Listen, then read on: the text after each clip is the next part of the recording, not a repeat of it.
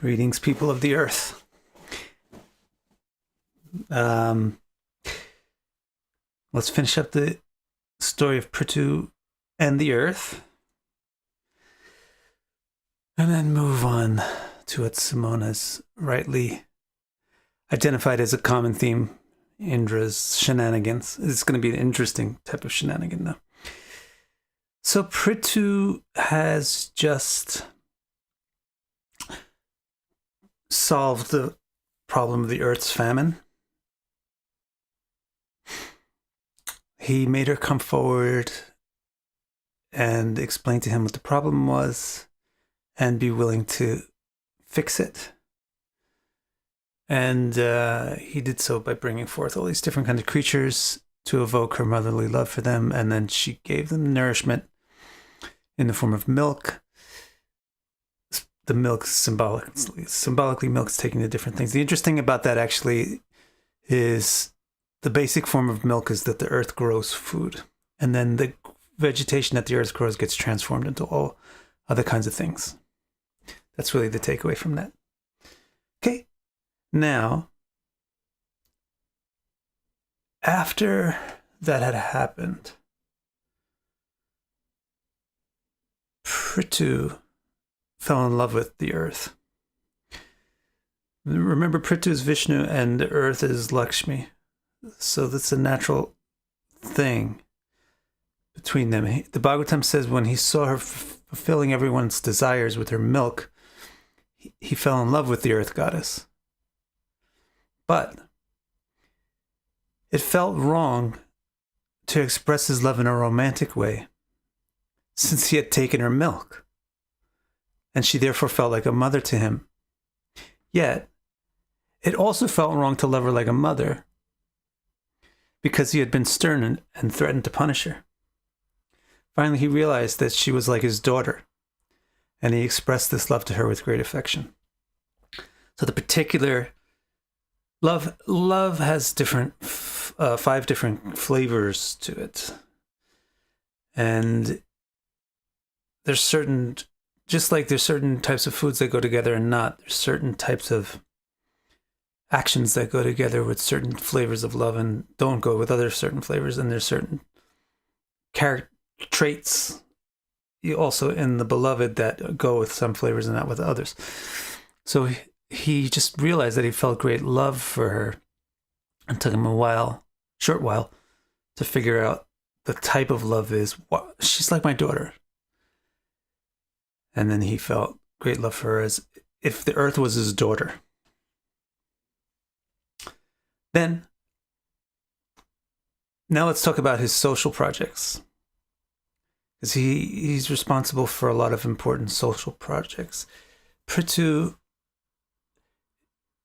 comes in cosmic history in a place when there's a market change, probably from Sati Yuga to Treta Yuga, or at least a transition into Treta Yuga.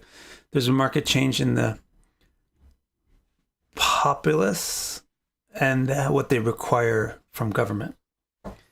And so he sets up a different kind of a system than was previously existing. So it says here, remembering that she had asked him to make her surface more level for the sake of agriculture, the emperor struck the mountaintops with arrows. They crumbled and the earth became much more level. So previously, this was mentioned for 2 reasons. Previously, it was mentioned that if the earth was made more level, then you would be able to more easily travel from one place to another. And if you could more easily travel from one place to another, then places which have pepper could trade with places that have salt, and places that have gold could trade with places that have corn.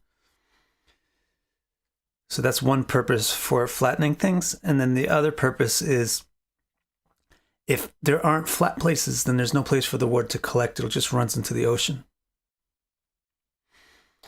And if water just runs off to the ocean, then when you have a period where there's not a lot of rain, then your crops won't grow. So she told him to make the earth flat so that the water would puddle up And you could have reservoirs of water so that even if there's periods where there's no rain, you could draw irrigation from the water. So that was one new thing. A new thing that's happening in the transition from Satya to Treta is that the weather is sometimes not so cooperative. And so sometimes you're going to have periods with no rain, so you need to build reservoirs and make sure that the earth has spots for lakes and things.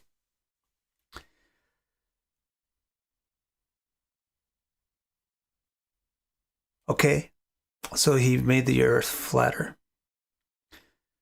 The all-attractive son of Vena then turned his fatherly affection to the practical welfare of his people. Up till now, they had lived in a disorganized fashion, scattered here and there. In Sati Yuga, there's very little organization. Things just happen naturally. People just live here and there, wherever. There's no communities gathered. Everything happens very naturally. But he changed this, bringing the people together to live in an organized cooperative units. So he made small villages, he made towns, and he made cities. And the difference between a village, a town, and a city is that the village is just a group of people living together. That's the definition of a village. The definition of town is it's a village that has a market. And the definition of a city is it's a town with many markets and some central coordinating market. So he set up this whole kind of much more organized way of humans living together.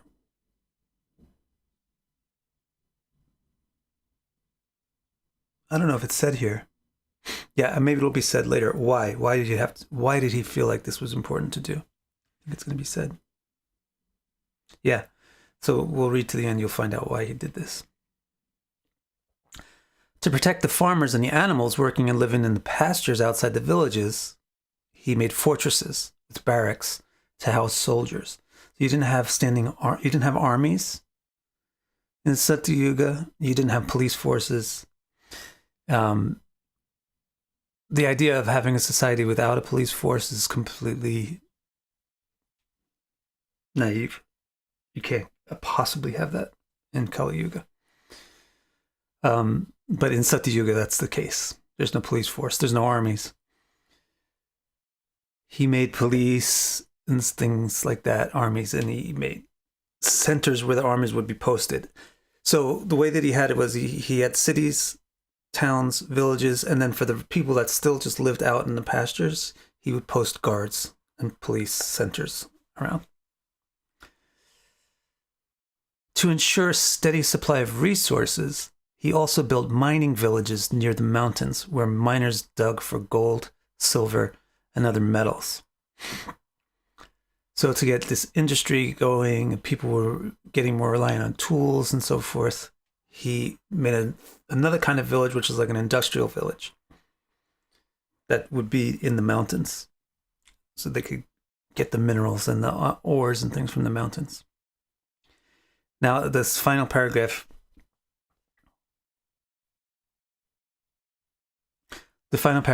explains the whole thing. Previous to Pṛthu, planning of towns, villages, and so on was unheard of. Sometimes you would have people come together naturally and there would be a population center naturally, but there was no social planning, no city planning, nothing like that. People simply lived wherever they liked without fear. Hey, Waylon. But after the calamities initiated by Vena, Pṛthu introduced these social structures to help people protect one another. So the reason why he's drawing the population out from being dispersed in the forest and he's drawing them into the cities is if you live hitotsuzutsu, one by one out in the middle of nowhere, then you can very easily get attacked. Especially if there's no strong king to intimidate attackers. But if the people live close together, then they can protect each other. You see this whenever there's a war or an attack, the people will come together in some safe place that can be protected. So Pṛthu said, why don't we just do that all the time? Have people live together. So in case we get a situation again where there's no king or where we get a really bad king, then it won't be as dangerous because people will be able to protect themselves. That's why he did all this stuff. So since people were no longer living where they would get mountainous materials or where they would get farming materials, he had to set up special things for the farmers and the miners. For the farmers, he set up soldiers to protect them. And for the miners, he made little villages that were catered to the miners. Interesting stuff, right? Previous to this, the humanity had much less organization to it because it wasn't needed. So I have a footnote on this, which I also posted yesterday as a comment. Early in human history, monarchs were naturally good. So there was no need for other social and political arrangements. Once monarchs exhibited immorality, Vena was the first immoral monarch. After that, Pṛthu saw the need to introduce checks and balances on the powers of monarchy. So he started to develop more complex social structures. Now you have a village, well, there's going to be a head of the village. And then there's a town, there's going to be a mayor of the town. And then you have the city, there's going to be a governor of the city. So the king is not completely independent anymore, just ruling everybody.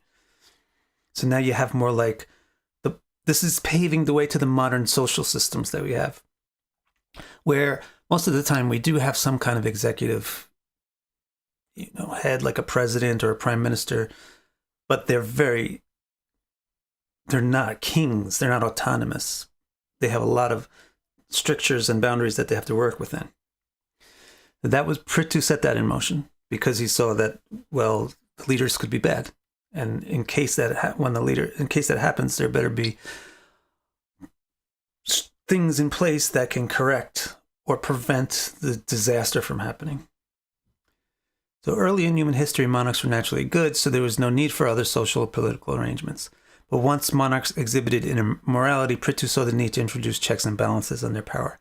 Monarchy is an ideal seldom possible to implement without restrictions. Similar to many of these things. Monarchy is an ideal. Anarchy is also a nice ideal. No police is a great ideal. Free love is a great ideal. But all these ideals are practically impossible to actually implement in society without causing horrendous results because of the bad quality in the hearts of people. People tend to be selfish and exploitive and take whatever they can. So although monarchy is a great ideal, because monarchy is a fantastic ideal. If you have a really good leader, it's fantastic because things can change like this. The leader can do something, bam, everybody gets behind it and does it. So if the monarch is really great, then there's no better form of government than monarchy. But the problem is there's no such great people anymore. So monarchy is an ideal seldom possible to implement without restriction. The modified monarchy introduced by Pṛthu paves the way to our modern forms of government where the executive leaders are supposed to have relatively little autonomous power. Bobo Samurai Mama. Why did Samurai Mama get a shout out? From Alf. All right. Any questions about the social? There's really interesting information about the change in the society from Krita to Treta Yuga initiated by Pṛthu and how it leads to the forms of government that we have today and how people used to be very peacefully anarchistic and decentralized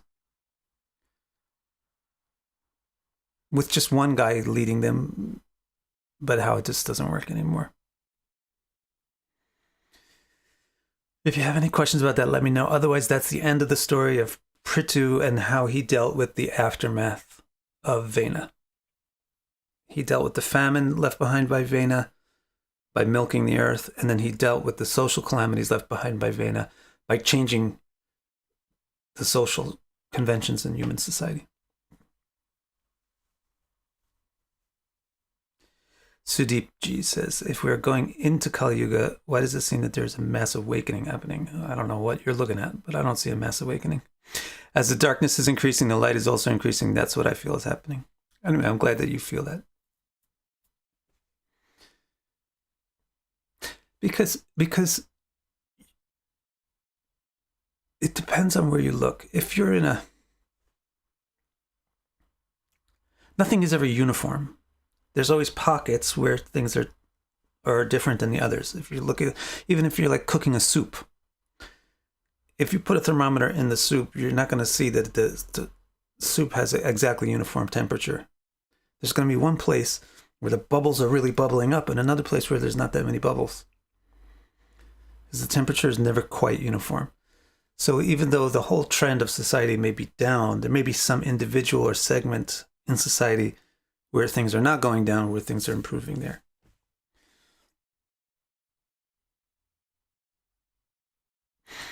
All right, so now, unless another question comes up about Pṛthu, then we're going to look at the next thing that Pṛthu did. After correcting the calamities left behind by Vena, Pṛthu then also has this interesting thing that Maitreya mentioned about him, is that he got into kind of a conflict with Indra, where Indra tried to stop him from performing his 100th Ashwamedha Yagya, his 100th horse ceremony.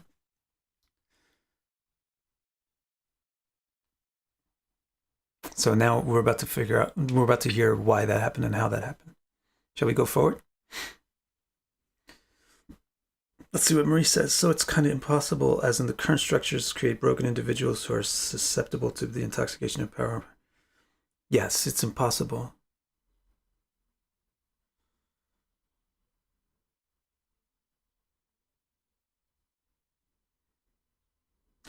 Yeah, it's impossible to implement. Just like it's impossible to be healthy. Let's just, well, don't argue with me here, although I know you can argue with me here. Like, it's not really possible to be healthy if you wear summer clothes in the middle of the winter. Nor is it really possible to be healthy if you wear winter clothes in the middle of the summer. Or let's say happy. You're not going to be happy if you wear winter clothes in the middle of the summer or summer clothes in the middle of the winter. In fact, when you look at your winter clothes in the middle of summer, you feel gross. And when you look at your summer clothes in the middle of the winter, you also feel like, what?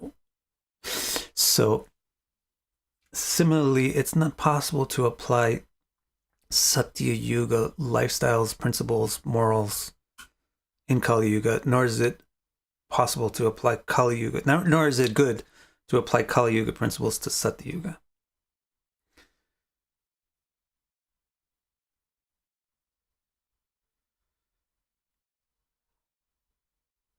Saurav says Pṛthu means son of Prithvi. It doesn't mean that. It's just that the roots are related.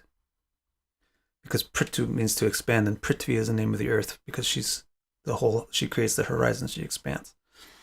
And that was part of what Pṛthu told her. She's like, you can't destroy me because I'm the earth. He says, there's no problem, I can also be the earth. I'm Pṛthu. And that's when she realized he was Vishnu. But Pṛthu means he's expansive.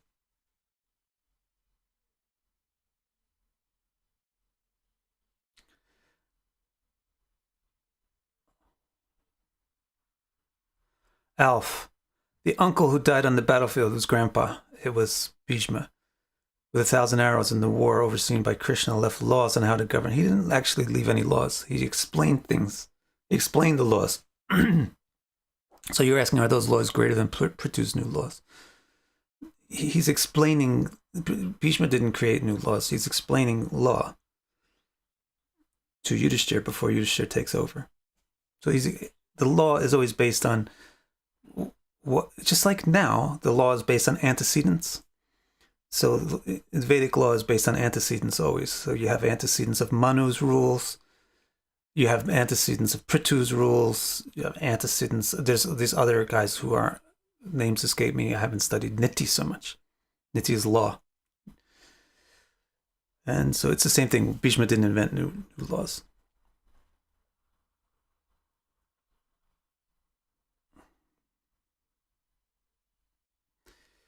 Saurav, like your name, Saurav, means that it comes from Sao comes from so. or soul comes from Su, and it's usually the first syllable. Prithvi is actually a feminine form of Pṛthu. That's all. It's not the genitive form. Pṛthu's example is that he cares about people. I think the best example of Pṛthu is how he cried when he heard that his citizens were in famine, and how he took extreme and decisive action to cure it. And the other example of Pṛthu is that he's ready to destroy the earth, but then when the earth said, "You made a big mistake, you overlooked the fact that these people didn't do any good activities," he didn't feel embarrassed about that. He said, "Oh, you're right," and then he put down his weapon, and then he asked for her advice. What should we do? So those are good things that you should take from Pṛthu's example. Now let's look at Pṛthu and Indra. So this is chapter 19 now, which I call Indra's thievery. The way that something else interesting happens at the beginning of Treta Yuga, which never happens in Krita Sati Yuga, which is religious hypocrisy. This becomes a new norm. By the time you get to Kali Yuga, there's nothing but religious hypocrisy. It's very rare not to find it. But this is also going to begin here. Pṛthu is at a real crossroads between this idealistic prehistoric time and this non-idealistic, realistic modern time.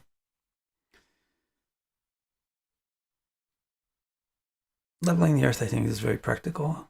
I don't know if there's a symbolic meaning to it. You could tell me if you think of one. All right, so now let's get to the story of Indra. On the eastern course of River Saraswati is Manu's sacred field, Brahmavarta. There's some sacred place on the eastern end of Saraswati River called Brahmavarta. There, King Pṛthu began performing 100 horse sacrifice rituals. Remember, this is the thing that the kings do. Just to give you some background on this, this is the same ritual that caused Vena to be born when it malfunctioned. This is where Anga's wife was infertile. They couldn't have a baby in spite of this ritual. So the ritual is for the fertilization of the queen. And the records on Earth about how this ritual was performed are rather risque. But the fundamental purpose of this Ashwamedha is to make sure that there's an heir to the throne. So the king, and also the performance of it shows the king's majesty and instills confidence in the people. So Pṛthu, I think a king doesn't really need to perform an Ashwamedha, but an emperor, a king of kings, has to do it. An ordinary emperor or king will do one Ashwamedha as part of their coronation. But occasionally you'll have kings like Yudhishthira does 3. Just to show, like, we're 3 times as powerful as a normal emperor. Well, Pṛthu did 100. Okay? Pṛthu did 100. So that's pretty unheard of. How could you have the resources? Because Vedic ceremonies aren't like you light a bunch of sage and throw it around the air and you throw popcorn into a fire. Vedic ceremonies require gold, require tons of stuff, and coordination of dozens and dozens of people. Now, how would you perform 100 of these? You have to be fantastically wealthy. So Indra, the only other person who had successfully done 100 Ashwamedha, is the king of heaven, Indra. So by Pṛthu saying, I'm doing 100 of these. He's saying, I'm equal to Indra. As powerful as Indra is, I'm that powerful. Indra doesn't like that. Indra's the king of heaven. He doesn't want a competitor. He doesn't want a rival. So when Indra heard what Pṛthu was doing, he could not tolerate the possibility that someone else might excel his ritualistic accomplishments. What if he does 101? Indeed, he saw many signs that the king was already surpassing his glory. Most importantly, the ultimate aim of all rituals, Hari, the all-attractive supreme master, soul of everyone, source of all power, and ultimate leader of all communities, literally and personally attended Pṛthu's ceremonies. And he had not come alone. Brahma and fearless Shiva accompanied him, as did the protectors of the world and all their followers. All of them created a grand kirtan led by scholars in which the singers and dancers of heaven performed. So Pṛthu's ashramedas were more opulent than Indra's, especially because Vishnu, Shiva, and Brahma came, and the kirtans were being performed by Gandharvas and Apsaras. So each individual ashrameda was more glorious than any one of Indra's. He was already upset. All of them created a grand kirtan in which the singers of dance and performed. This company included all the celestial masters and scientists following Brahma, the demons, anti-gods, and many other mysterious creatures following Shiva, and the most exalted associates of Hari like Sunanda and Nanda. Among the scholars were Kapila, Narada, Dattatreya, powerful yogis like Sanaka, and many blessed beings enwrapped in the joy of Hari's service. So, like, everybody in the world is attending Pṛthu's ceremonies way more than Indra.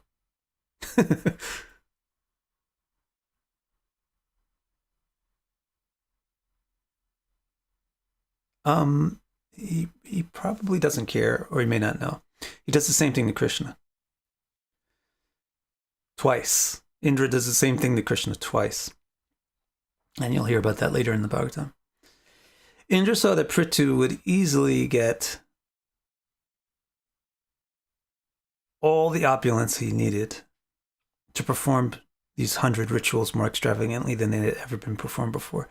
Because the earth goddess, with her famous milk that grants all wishes, attended Pṛthu, producing everything the rituals require. How is he able to do these rituals, 100 of them? It's not really possible for it to happen on Earth, because Earth was his daughter and was really thrilled.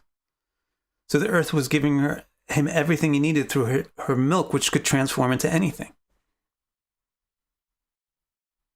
Her abundant milk seeped into the ground, making the trees blossom with huge fruits and drip with honey-sweet saps. It overflowed the river, which seemed to flow with milks, creams, and yogurts. The milk river brought extreme opulence to the lands it irrigated as it flowed to the ocean.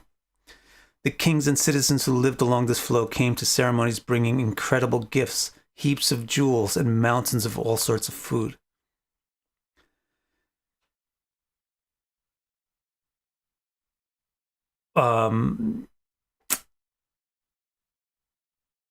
Jealous of the what's Indra's problem is jealousy. Yeah, Indra is not very likable. I'm sorry, Indra, but I think Indra's point is to be. It's not really that we should like Indra, but sympathize or see ourselves in him. Jealous of the king's unsurpassed wealth and devotion to Hari, who had caused he who is beyond perception to personally appear before him, powerful and... See, this is the irony that you just mentioned, Simone. Indra... no, I see. Indra was jealous of the king's unsurpassed wealth and devotion to Hari, which had caused he who is beyond perception to personally appear before him, which is the king. Powerful and blessed Indra decided to interfere. As Vena's son began the final horse sacrifice for the master of sacrifice, envious Indra stole the sacrificial animal unseen by anyone. Only powerful Atri could see Indra fleeing into the sky, armored in the disguise of being a spiritualist, thus marrying a religious. I thought I explained this in more detail. Maybe it's just my imagination of it. Or maybe it's going to be explained later. So what happened is, there might be a longer version of this told later, but just to give you a quick, so you can get the right image in your mind. Indra came to the sacrifice not as Indra. Indra came to the sacrifice as a sadhu. He's dressed up in a orangish robe with no jewelry or anything like that, and just carried his begging pot and a staff. And that's how he was able to get right up to the horse. And then when he was up to the horse, he grabbed it and flew away into the sky. And the only Atri could see that it was Indra flying away. So when Atri showed Pṛthu's son what was going on, he tapped Pṛthu's son and he said, "That's Indra, he's stealing the horse." And he said, "Kill him." Then Pṛthu's son, who's described as heroic, became furious and chased Indra, commanding him, "Halt! Stand and fight!" But when he got close, he was baffled by Indra's religious disguise.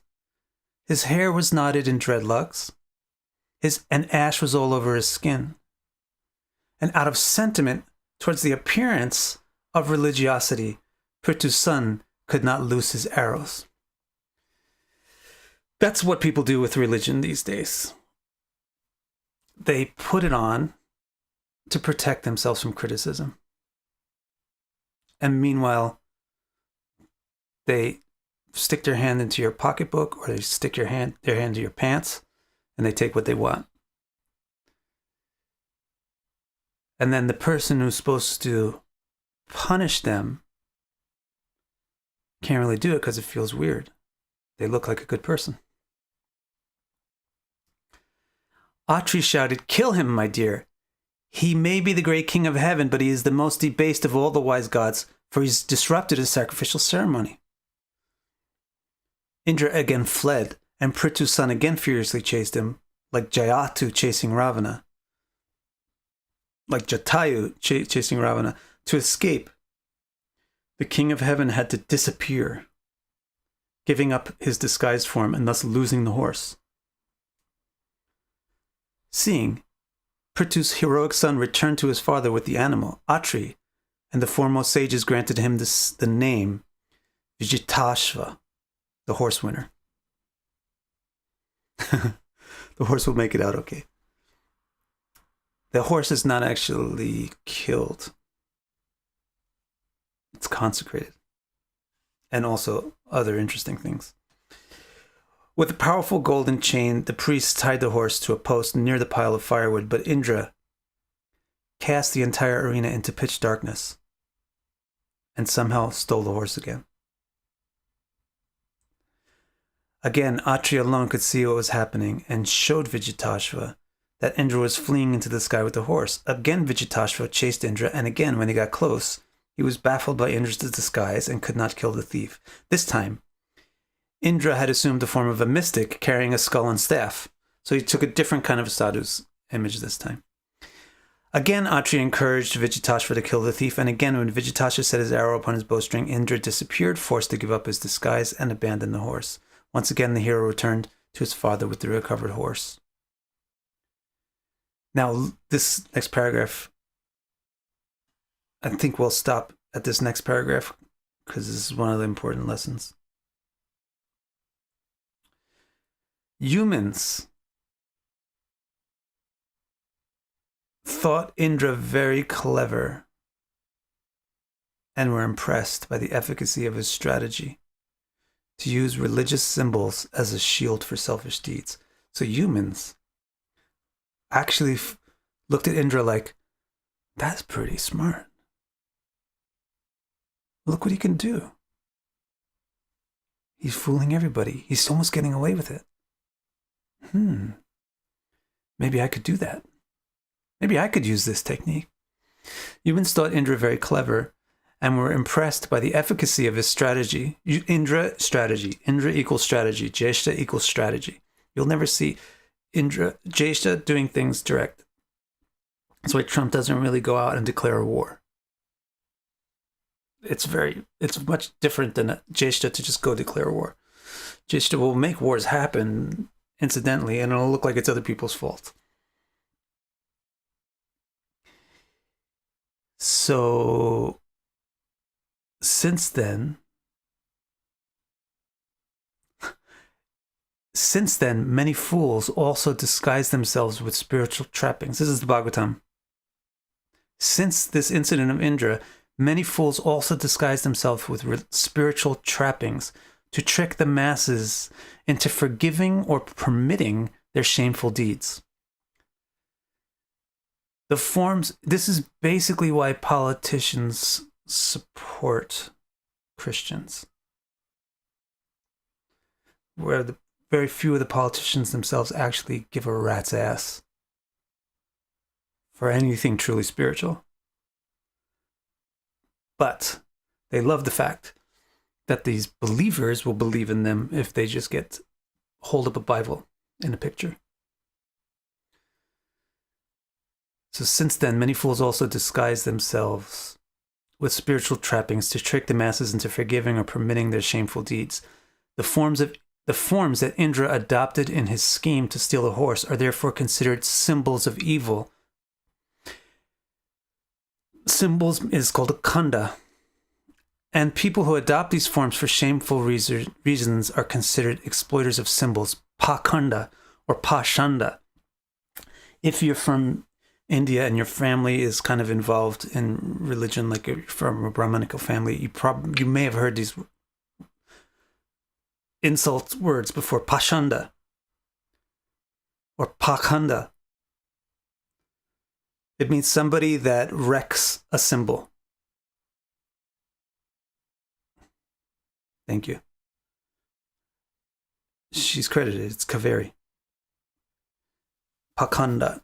That's what the meaning of pakhanda or pashanda is. Pashanda is just a softening of the K. It means somebody who ruins a symbol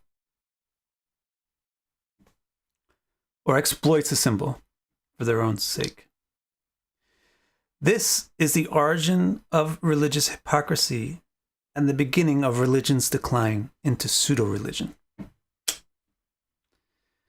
All right.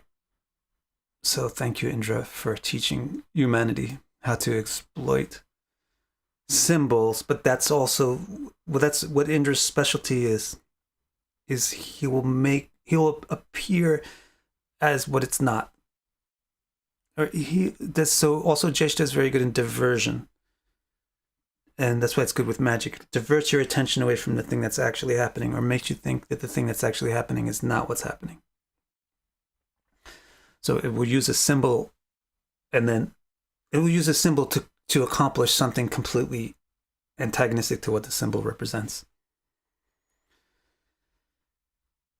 So we'll stop there. We have tomorrow still. Tomorrow's Friday. Tomorrow, Indra's going to do it again. Oh, wait, there's more. Let me just read you one more paragraph.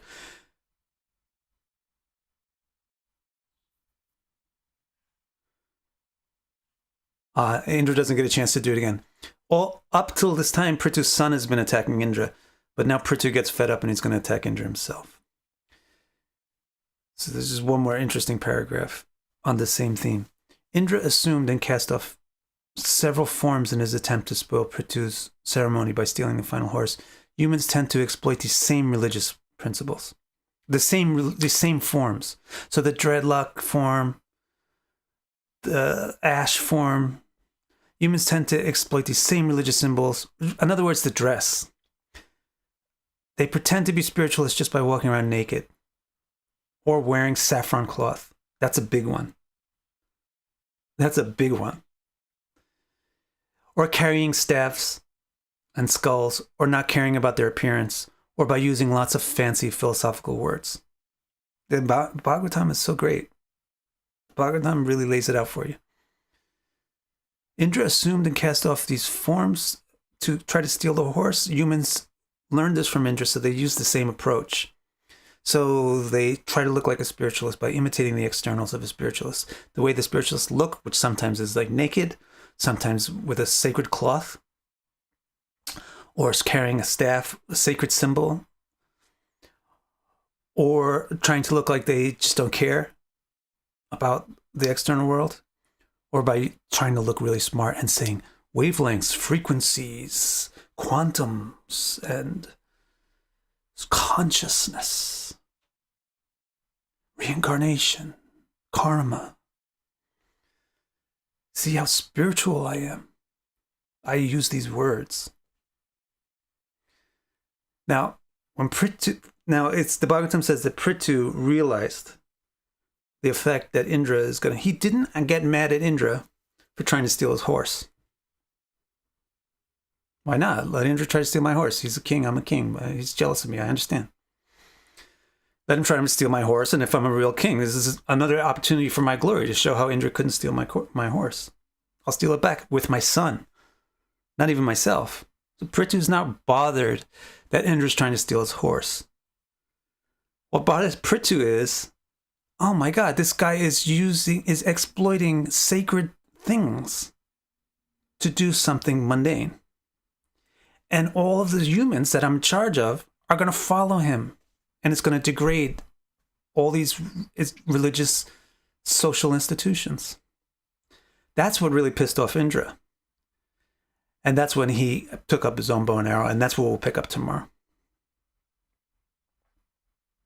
Yep. It happens so much. Marie put it well. Exploiting what's beautiful and sacred to oppress and control. And the worst people in the world are those people who submit to it. It just blows my mind. I mean, the people who like willingly become part of this charade. Okay. All right. Thank you, Bardo, for that donation. You're always very kind. All right, guys. So I shall see you tomorrow, right? I'm sure you guys are all going to come back tomorrow to hear about how Pṛthu tries to slap this fool. But, of course, he's Indra, so I don't know how hard you can slap him. We'll see tomorrow. Thanks, everybody.